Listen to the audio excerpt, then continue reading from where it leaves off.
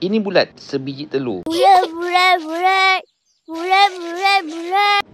Kita akan masukkan bulat ke dalam air biasa dan juga air yang dicampur dengan garam. Kita masukkan bulat dalam air biasa dulu. Kesian kau bulat, apalah nasib. Okey, kita tengok bulat sekarang ni tenggelam sepenuhnya.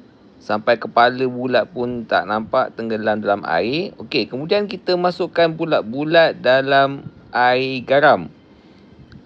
Nampak tu bila kita masukkan bulat dalam air garam, dia ada sinar sikit lah. Dia timbul sikit berbanding dengan air biasa tadi. Katakanlah anda ada dua beg yang sama saiz. Satu disumbat dengan kapas, satu lagi disumbat dengan batu. Agak-agak mana yang lebih berat?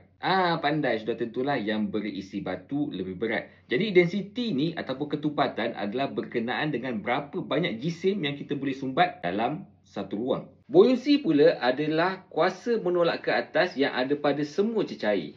Perasan tak bila kita masuk dalam kolam, kita akan rasa ringan sedikit badan kita. Itulah buoyancy ataupun daya keapungan yang membantu menolak badan kita ke atas dan membuatkan badan kita rasa lebih ringan sikit.